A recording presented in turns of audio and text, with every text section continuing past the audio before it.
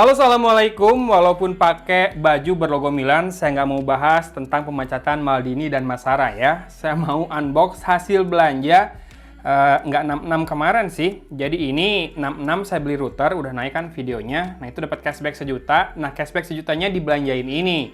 Bukan smartphone, kita akan lakukan grebek toko online episode keberapa? Kelima apa keenam ya sekarang ya. Jadi satu toko yang saya beli banyak produknya kali ini adalah Hagibis. Karena pertama saya butuh docking stationnya. Jadi itu adalah sebuah produk buat pengganti USB hub ya. Kayak USB hub tapi ditaruh gitu di atas meja.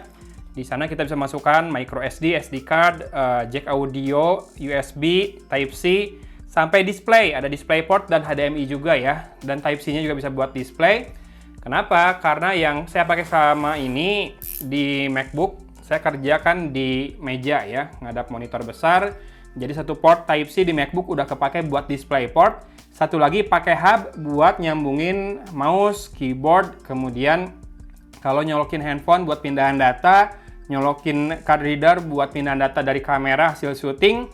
Sama ya kalau buat webcam. Webcam juga harus ya, karena kan kalau lagi dilipat MacBooknya, webcamnya ketutup.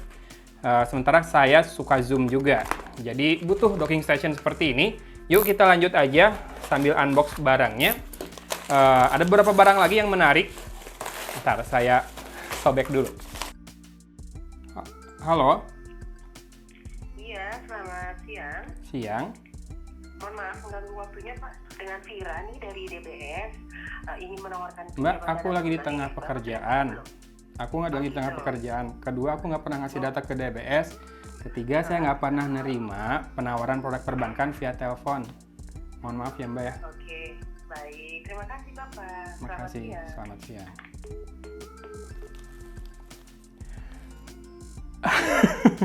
Lagi unboxing ada telepon. Aduh, marketing bank. Nggak tahu dapat data saya dari mana ya. Oke, kita akan keluarkan barangnya sambil kita bahas pelayanannya. Jadi kalau sellernya ngerespon chat cukup cepat. Kemarin hari Kamis saya beli jam 9-an pagi, sempat nanya-nanya dikit. Ada juga barang yang saya tanyakan yang belum ready, katanya masih di gudang, baru mau dibongkar. Sepertinya memang barangnya impor ya. Dan minta dikirim hari itu juga, dia menyanggupi dan benar dikirim. Walaupun rada sorean ya, pakai Paxel. Besoknya, hari ini siang sudah datang. Lumayan cepat Paxel kalau pakai yang next day. Dan ini dia barangnya. Sebentar, dia di dalamnya dia kemas lagi atau dibalut dengan selotip biar nggak terpencar ya. Bentar, saya ada beberapa properti yang harus dimasukkan ke meja ini untuk mendukung proses unboxing barang-barangnya. Sebetulnya cuma dua buah ini ya, cartridge Nintendo Switch ini aja sih buat ditampilkan di sini. Kenapa?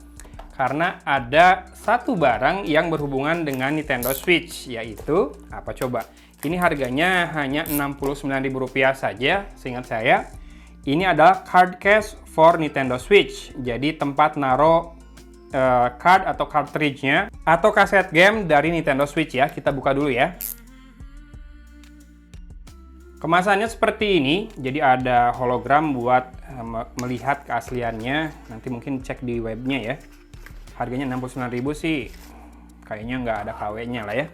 Ini lucu banget warnanya. Warnanya hampir mirip warna neonnya Joy-Con Nintendo Switch. Saya nggak bisa bawa Switch-nya ke sini. Ya, jadi case-nya atau card-nya aja ya. Ini ada dua slot dan tipenya kayak toaster gitu. Jadi bisa ditekan ke bawah, nanti dia muncul ke atas kayak kalau kita manggang roti ya. Kita coba langsung dengan kartu yang ini. Saya punya game Fishing. Oke, dan juga Yoshi. Ini game kesukaan saya bareng anak-anak kalau main. Fishing juga suka sih, cuma rada ribet aja harus nyeting itunya, Joy-Con-nya ke pancingan. Nah, kalau mau dikeluarkan tinggal tekan ke bawah tuh. Langsung muncul seperti itu. Wow, jatuh. Hati-hati ya. Nah, ini taruh lagi. Jadi kalau mau dikeluarkan pelan-pelan aja ngeluarinnya biar enggak loncat kayak tadi. Nah ini bawahnya pakai karet gini juga biar nggak gampang geser dan katanya di dalamnya ada pemberat juga biar nggak gampang kesenggol jatuh gitu ya. Tapi ini, ini mah kesenggol mah jatuh, cuma nggak gampang geser sih iya ya. Oke, Ini dia Hagibis card case, isi 2, tempat 2 slot buat cartridge atau card gamenya Nintendo Switch.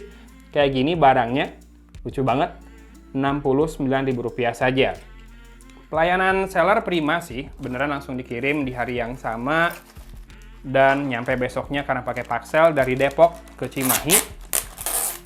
Nah, yang kedua, ini adalah phone stand atau phone holder yang biasa saya pakai kayak gini ya, buat naruh smartphone pas lagi kerja, entah itu di meja kerja, di meja syuting, maupun pas lagi makan di meja makan. Biasanya saya pakai phone holder biar nggak ditaruh datar di atas meja ya, biar kalau mau lihat-lihat, face unlock juga lebih gampang. Oke, sekarang saya akan buka dulu ini. Ini ada 3 pilihan warna, seingat saya hijau, pink, sama apa gitu ya. Nggak muncul di sini pilihan warnanya di kemasannya. Sebentar, aku gara-gara baca tuh notif di handphone ada yang ngubungin aku katanya. Jadi saya buka dulu ya si boxnya. Ini ada hologramnya juga, sama ini merek Hagibis. Kemarin saya total belanja lumayan sih karena dipotong cashback, jadi tinggal setengahnya ya. Total ini 2 jutaan. Yang paling mahal docking stationnya. Nah, ini yang warna hijau yang saya beli. Seingat saya ada warna hitam sama pink. Kalau pink kayaknya masuk banget ke peralatannya istri saya ya. Cuma kalau buat saya hijau aja lah. Ini juga ada karetnya di bawah, padnya, jadi biar nggak gampang geser. Dan dibukanya kayak gini. Ya, betul. Penampakannya estetik banget. Dan warna hijaunya tuh kayak hijau teal atau jet ya. Dengan sentuhan gold di situ membuat nampak retro sih kalau kata saya. Dan ini bisa bisa ditinggikan juga seperti itu. Ini harganya rada lumayan sih phone holdernya. Bentar, saya nyontek dulu. Rp139.000. Kayak gini phone holdernya. Tapi bisa dilipat kalau misalkan mau dibawa-bawa. Jadi lebih tipis. Ini kayak mouse ya kalau lagi dilipat. Padahal phone holder. Dan kita akan coba buat naruh sebuah smartphone saya. Tereng. Oke, ini kalau smartphone-nya terlalu tebal hati-hati ya, kayaknya mungkin bisa nggak masuk nih di holdernya, di kakinya. Ini saya pakai iPhone 14 Pro dengan case yang tebal dan ada tonjolan di bawahnya, masih masuk sih. Harusnya kalau smartphone lain aman-aman saja, asalkan nggak pakai case yang ekstra tebal ya. Saya akan taruh di situ. Oke, kelihatan? Kece ya? Nah, lanjut. Ini ada sebuah aksesoris lagi buat kerja lagi. Ya, bapak-bapak mah gitu. Pas ada cashback bukan buat beli mainan, bukan buat sebetulnya pengen beli handphone gitu ya, buat konten juga atau earphone, tapi belum ada yang menarik lagi.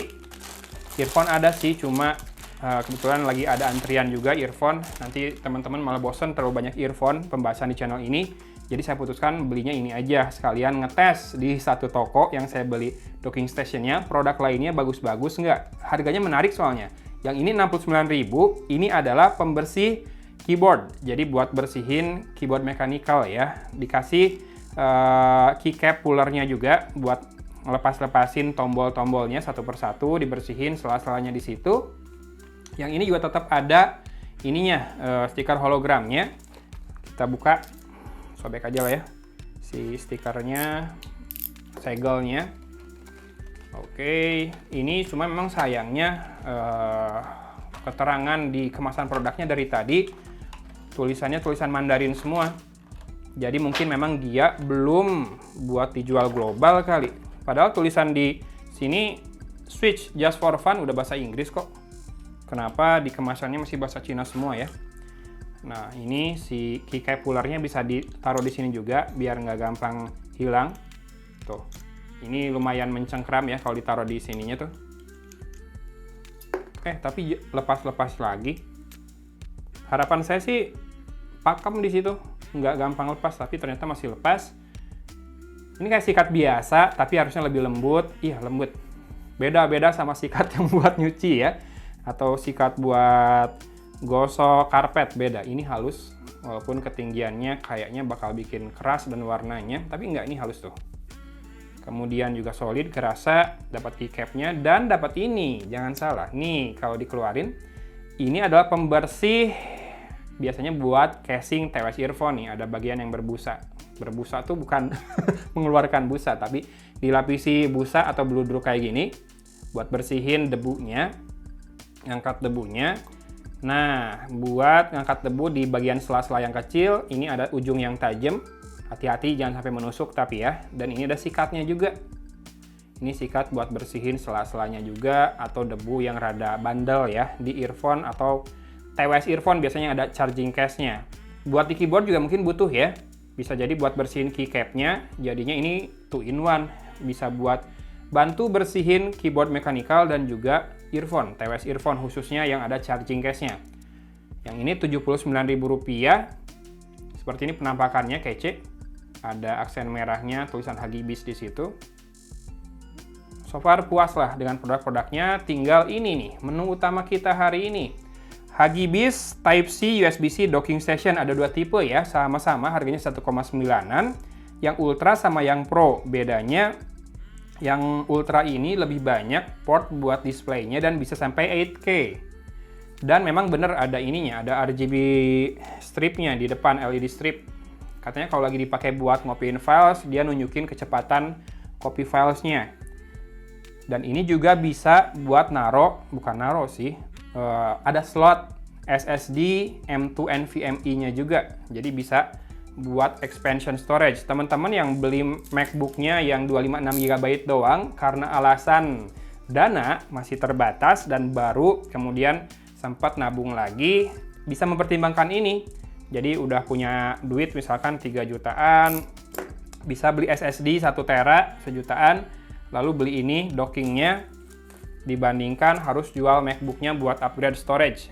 1 tera MacBook selisihnya banyak lah pasti ya. Dan ini juga bisa buat power delivery chargingnya sampai 100 watt. Oh, kita buka. Oh ya bentar, ini di kardusnya bisa kelihatan. Kalau dia tuh mendukung M2, SSD, power delivery 100 watt, 8K bisa displaynya 30 Hz saja, tapi mungkin kalau 4K bisa 60 Hz, dan ada rhythm lights, RGB lights-nya ya. Harganya memang lumayan nih, 1,9 jutaan. Ukurannya ternyata tidak terlalu besar, dan feels-nya metal banget, solid. Nih, kayak gini bentuknya. Di sini, ini pakai magnet. Ini ada tempat buat naro SD card. Tuh, bisa ditaruh di situ dan bisa dibawa-bawa juga ya kalau perlu. Kalau sudah, kembalikan, pasang dengan rapi, tutup. Ini ada magnetnya. Jadi buka tutupnya gampang karena pakai magnet, nggak butuh tenaga terlalu banyak. Kalau sebelah sini, nah ini baru buat SSD slotnya. Ntar saya geser gitu juga bisa.